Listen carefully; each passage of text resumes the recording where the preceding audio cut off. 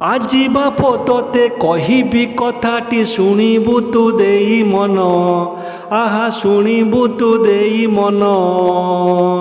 କାହାକୁ ମର ତୁ କାହା କୁଳମଣି, କାହାକୁ ମର ତୁ କାହା କୁଳମଣି, ଜାଣିଛୁ କି ଗଣ୍ଠି ଧନ। ନିରିମଳ ତୁଇ ସରଗ ତରାଟି, ସରଗର ଝରା ଫୁଲ। ହସ ଭାସ ତୋର କହୁତୁକ ବାବୁ, ହସ ଭାସ ତୋର କହୁତୁକ ବାବୁ, କି ମଧୁର କି ଡଉଲ।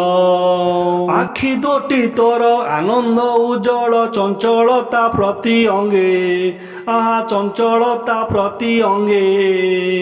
ଲବଣୀ ପିତୁଳା ସ୍ନେହ ସୁଧା ବୋଳା, ଲବଣୀ ପିତୁଳା ସ୍ନେହ ସୁଧା ବୋଳା, ଖେଳୁ ଖେଳ ନାନା ରଙ୍ଗେ।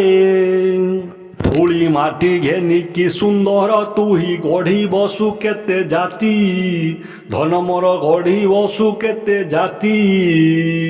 ପଶୁ ପକ୍ଷୀ ଜୀବ ଦେବତା ଦେହୁଳ, ପଶୁ ପକ୍ଷୀ ଜୀବ ଦେବତା ଦେହୁଳ, ସଙ୍ଗୀ ସଙ୍ଗେ ହର୍ଷେ ମାତି।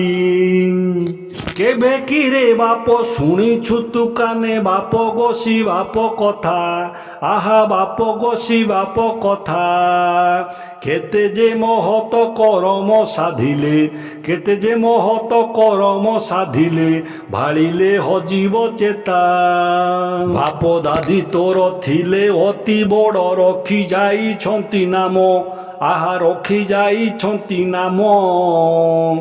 ମନ୍ଦିର ତୋଳାଇ ପୋଖରୀ ଖୋଳାଇ, ମନ୍ଦିର ତୋଳାଇ ପୋଖରୀ ଖୋଳାଇ, ଗଢ଼ି ନାନା ତୀର୍ଥ ଧାମ।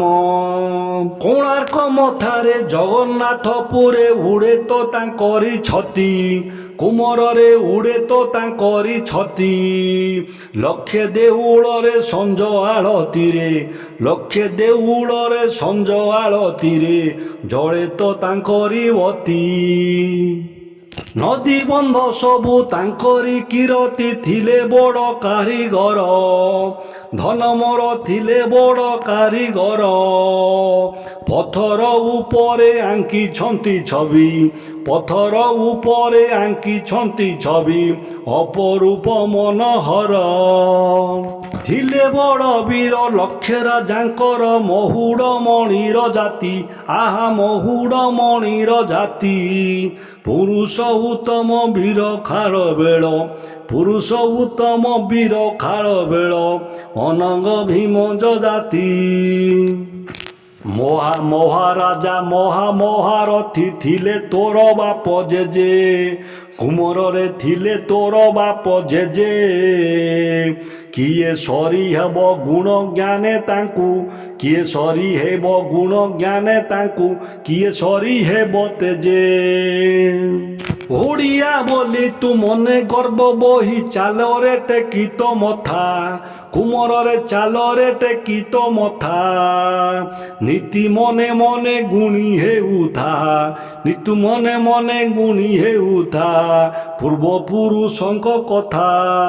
ଭଞ୍ଜ ଜଗନ୍ନାଥ ସାମନ୍ତ ସିଂହାର, ଭଞ୍ଜ ଜଗନ୍ନାଥ ସାମନ୍ତ ସିଂହାର, ସାରଳାଦି କବି କୂଳ, ଧନ ମୋର ସାରଳାଦି କବି କୂଳ।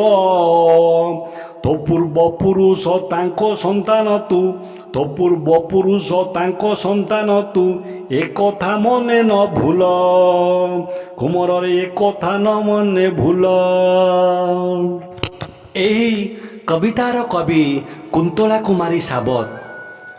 ଓଡ଼ିଆ ସାହିତ୍ୟରେ ଉତ୍କଳ ଭାରତୀ କହିଲେ କୁନ୍ତଳା କୁମାରୀଙ୍କୁ ହିଁ ସମସ୍ତେ ବୁଝନ୍ତି। ନାରୀମାନେ ଶିକ୍ଷା କ୍ଷେତ୍ରରେ ଆଗକୁ ଆସିନଥିବା ବେଳେ ସେ ଚିକିତ୍ସା କ୍ଷେତ୍ରରେ ଶିକ୍ଷାପ୍ରାପ୍ତ ହୋଇ ସୁନାମ ଅର୍ଜନ କରିଥିଲେ। କିଏ ନା ନାରୀ କବି ଉତ୍କଳ ଭାରତୀ କୁନ୍ତଳା କୁମାରୀ ସାବତ। ଏହା ଛଡ଼ା କବି ଓ ଲେଖକ ଭାବରେ ଓଡ଼ିଆ ସାହିତ୍ୟରେ ସେ ସୁପ୍ରସିଦ୍ଧ। ଲେଖନୀରୁ ସୃଷ୍ଟି, ଅଞ୍ଜଳି, ଅର୍ଚ୍ଚନା, ସ୍ଫୁଲିଙ୍ଗ ପ୍ରଭୃତି କବିତା ଗ୍ରନ୍ଥ, ନଅତୁଣ୍ଡ, କାଳୀବହୂ, ପରଶମଣି ଇତ୍ୟାଦି ଉପନ୍ୟାସ ତାଙ୍କ ଲେଖନୀରୁ ସୃଷ୍ଟି। କହିବି କଥାଟି କବିତାଟିରେ ମା ନିଜ ପୁଅକୁ ଓଡ଼ିଆ ଜାତିର ଗୌରବ ବିଷୟରେ ଚେତାଇ ଦେଇଛନ୍ତି ଏବଂ ଭବିଷ୍ୟତରେ ଓଡ଼ିଆ ଜାତିର ସୁଯୋଗ୍ୟ ସନ୍ତାନ ହେବାକୁ ସେ ଉଦ୍ବୋଧନ ଦେଇଛନ୍ତି।